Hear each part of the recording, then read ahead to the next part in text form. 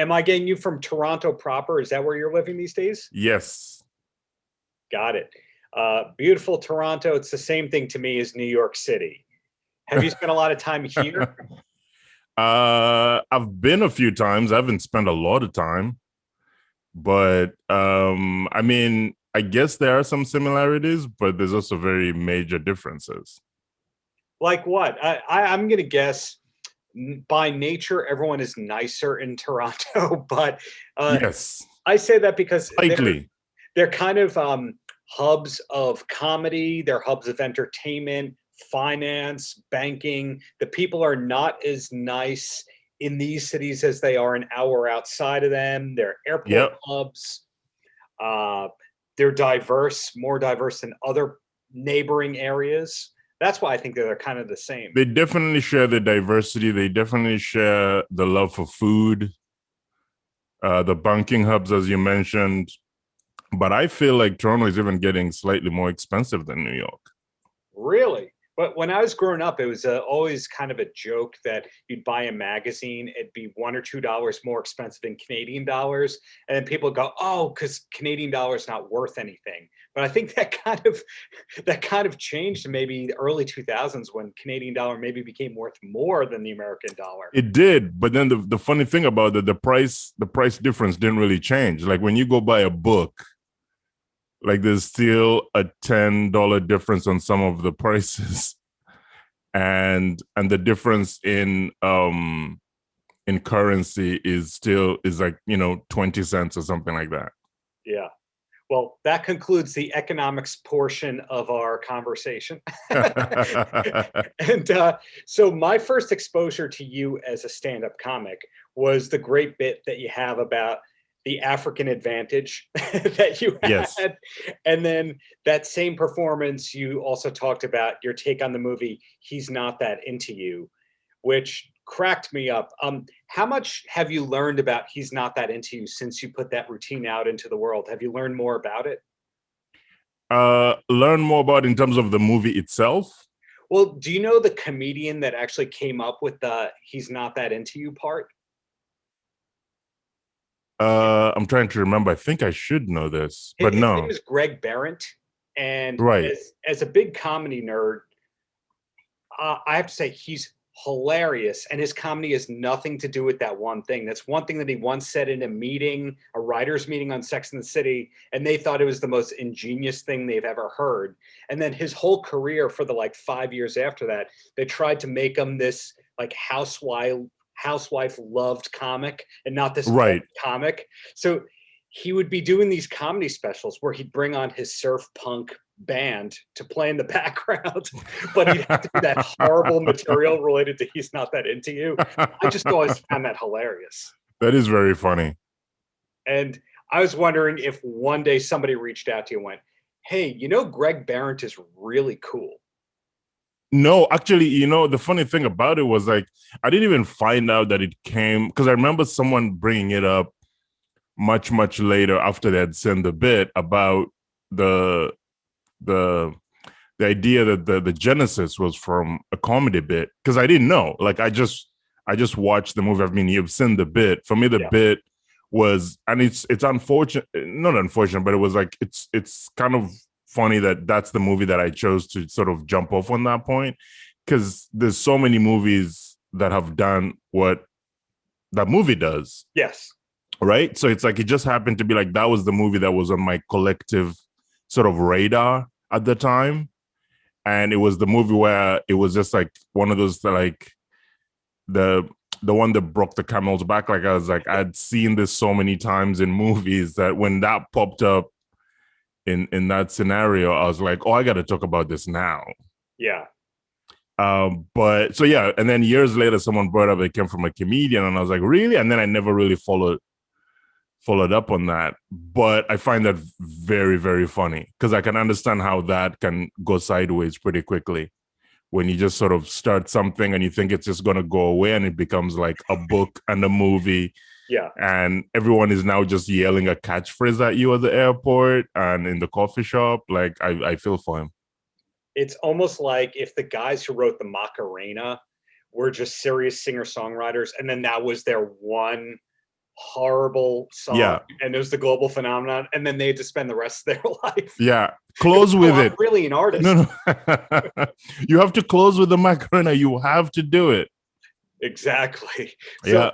So back to you here. Was the goal always to be just a stand-up and somebody offered you a writing gig, or did you always want to be a writer and a stand-up? The goal is always to be a stand-up, and then some people say offering me writing gigs. Stand-up for me was always the appeal because of just how different it was from anything that I had experienced in my life. Like, it was just I get to speak my mind and I get to be silly and just sort of figure stuff out in front of strangers. Like, the appeal was that was always the appeal. And then obviously, some of the writing gigs popped up. Yeah, growing up, I always was paying attention to who the comics were on, say, Conan or Letterman. And then as you get a little older or start paying attention more, you realize, hey, that's the warm-up guy for the show. It's that the comic canceled and somebody needs to pop up in that place to, fill the spot. Now, in the case of you being on Humour Resources, how does it work in terms of being a writer, yet also featuring on the show like you did a couple of weeks ago? Okay, so I should maybe take it back. Like, I didn't grow up in the business of I didn't sort of have an immersion into comedy the way most people, because I grew up in Uganda. Yes. And growing up in Uganda, comedy was mostly theater, was mostly sketch on TV, like in commercials and stuff like that. That's the idea that people had of comedy, and stand-up in itself wasn't a thing. So for me, I kind of learned it on the fly. Like, when I started it, I was also experiencing it for the first time, which is this very strange sort of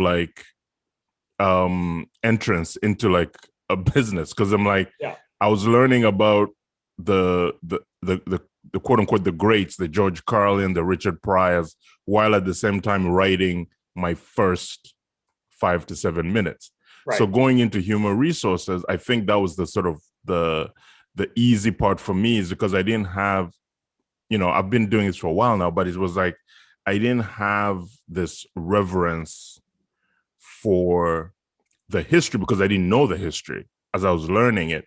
And so it was a bit difficult preparing for my own episode. And so I asked to be excluded from the preparation of that, which made the sort of the creative process a bit interesting, because we're doing it all remotely and it was all on Zoom and stuff like that. So when they were ready to talk about like anything related to my appearance, I would have to like log out and be like, all right, I will see you guys later. Let me know when you're done talking about me, which is such a strange feeling to leave a meeting knowing they're going to be talking about you. Right.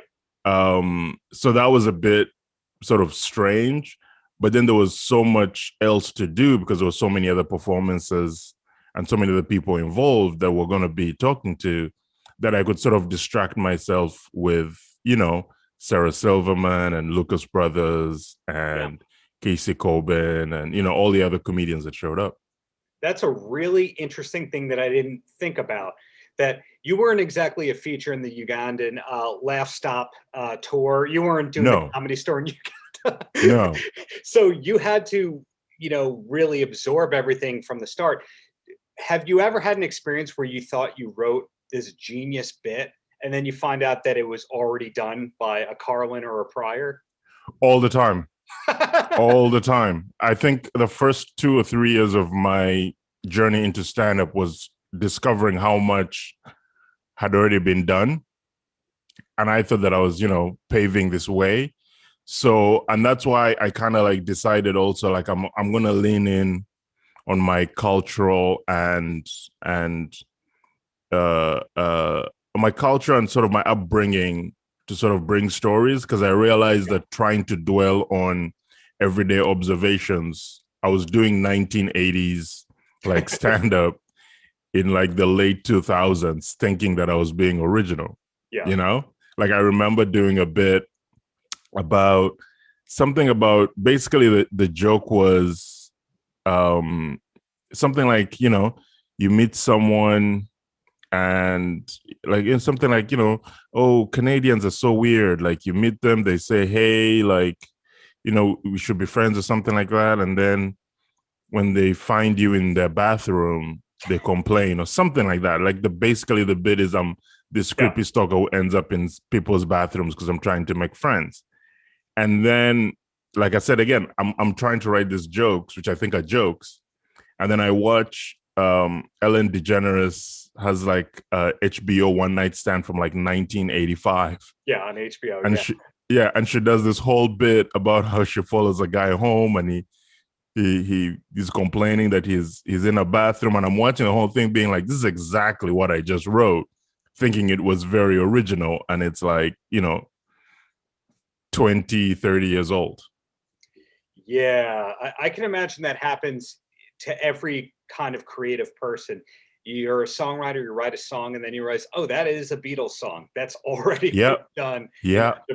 I guess probability, every scenario has kind of been done unless it's actually your life. And your stand-up is very intriguing to me because it's personal, yet it's timeless. The stuff that you're talking about. When I watch an episode of Seinfeld, you can kind of go, well, that wouldn't happen today because they have smartphones. They would have made a reservation for the Chinese restaurant. Right. And your material, I can't really poke a hole in and go, well, if he had just done blank, right. Congratulations to you on having originality. Oh, thank you. Thank you very much. I mean, I hope so. I mean, I try and put as much effort into it as I can in terms of, again, like separating myself. Because I remember, like, there's so many examples when I started thinking that I was, just another example. One of the first jokes I wrote was like, Spider-Man wouldn't work in Uganda where I grew up because we don't have any tall buildings. Right. And I got in so much trouble because people had like 5 examples of other comics who had done a bit to that sort of thing. And so like I do appreciate the compliment, because it's like I've taken it's been painstaking to make sure like I deliver something that doesn't just sound like, I picked it up from someone else. Yeah. And when I think of Canadian entertainment, so much of the building blocks of the US is Canadian talent that people don't realize is Canadian talent. Like if you look at the ascent of Russell Peters, right. I'm going to say 99% of people don't realize he's Canadian. Right. And that is one of the biggest comics in the world. And then you go through all the Second City people who wound up on SNL and Jim Carrey, Norm Macdonald, etc. Without Canada, American comedy, it may be nothing. Right. From the 70s forward. And the interesting thing to me about that is you take some of the Canadian comedy icons, somebody like a Dave Thomas, never really made it here, yet he's royalty in Canada. So some of the top Canadian comics never really made it in the States. And you sometimes have to go, is it that they never tried? Meaning, did they not have a manager that pushed them here? Now, in your case, how important is it for you to have a following in the States? I mean, I would love one, mainly because, you want to be as open to as many markets as you can. But I think one of the things there's been an involvement, and I think Russell Peters, who you mentioned, was a big part of declaring that you're Canadian first. Because I think before that, one of the reasons I think why people say you wouldn't know that someone was Canadian is because Canadian artists and comedians especially were very afraid to sort of announce that they were Canadian. Yeah. Right? Like up until really Russell Peters and Drake were the two entertainers that I can remember that were like, we're going to put being Canadian at the forefront. Like when I grew up in a different part of the world, but when I first moved here, Canadians couldn't wait to tell you who was Canadian. Like the moment, like it's like, oh, you think, William Shatner? For sure, Canadian. And it's like, Eugene Levy, Canadian. And it's like, okay, but what's the big deal? And then you realize it's because a lot of those entertainers are not celebrated until America celebrates them. So they were always afraid that if I go to the America and I count myself as Canadian, then I'll be marginalized. So I'll just sort of toil and be ambiguous until I sort of make it, kind of thing. Because I think there's a perception that America doesn't really, there's an exceptionalism to American entertainment, that they will only support Americans, but that's not true. Like we've seen throughout entertainment, people from all over the world move there and try and make a living and be very successful at it without having to give up, whatever background, whether it's Australian or South African or British or Canadian. And for me, I think, it's obviously a dream scenario to have a substantial American following. And all the inroads I've made in the last few years was to try and do that. All the shows that were available to me, even in Canada, that are broadcast in the States, I managed to get on as many as I could, because it would be lovely to talk to, because I also have a decent appreciation for Africans living in the diaspora and trying to make comedy that's for them, because it's a very unique experience, but it's also a very large group of people. Yeah. That all makes sense, that in a way you have to have your normal material, your I want to appeal to international audience kind of material, and then this is my homeland cultural material. So for example, if you're a Jewish comedian, you have to have like a 45-minute set that you could do at a synagogue or for the Friars or something. Pretty much, yeah. All while having your tight five for when you get the stand-up shot on TV. Yeah, home comforts. You got to start with the home comforts. So at this point in time, do you have hours of material that you are comfortable with performing, or do you just throw stuff out after it's been a couple of years? There's stuff that there's tons of stuff I've thrown out just because at the time, you're sort of in a different place in life. Yeah. I do have a ton of material, and there's some concepts that, especially during quarantine and the pandemic, I've gone down the rabbit hole of old sort of joke books, because I handwrite most of the stuff, because I've always been more comfortable just handwriting ideas instead of putting them on like a laptop or something. And I went up and started looking through some old concepts, and I found myself going, oh, this could still work. Like something I had completely forgotten, or something that I didn't really develop, 5 years ago, 7 years ago, and trying to redevelop it for a post-pandemic sort of like scenario. And I do have a ton of stuff that I would be comfortable doing in front of really any audience. Well, looking forward to seeing what's next from you. The most recent thing that I'm aware of is February 2nd, that episode that you taped, or rather that aired on the show. Is there anything else upcoming that you know of that you're allowed to talk about? Not right now. Mostly was Humour Resources for all Canadian audiences right now, and I'm sure American audiences soon. Yeah, because there were a lot of American faces on the show, and hopefully they'll help sell the show to Americans. Hopefully. I mean, something that intrigues me about CBC is how mainstream it is, because it's like the Canadian network, the way that the BBC is for the UK, yet then it's niche in a country like this. And then you have CBC Gems, which is even more niche within the niche. So, right. One of my discoveries early into this pandemic was the CBC Gems show called Bit Players, which, do you Fantastic. know? Oh, yes. How would that show not work in the States? That show should work anywhere and everywhere. And I know of a few of the people involved in the creating of it, and they're just brilliant, funny human beings. And like you, I remember, so I was invited to go see the premiere when the first episodes were when they were bringing them out. And I went basically just to support, because I didn't actually know what was going on, like, because there was no sort of advanced information on the show. And I just sat in that theater. This is obviously pre-COVID, and just went, this is brilliant. And I really hope people get a chance to see it. Like, I've argued so hard that it should have been on the network as opposed to its streaming services. But I guess also like the age group you're looking for is most likely to stream it than watch it on television. But it's such a great show. Yeah,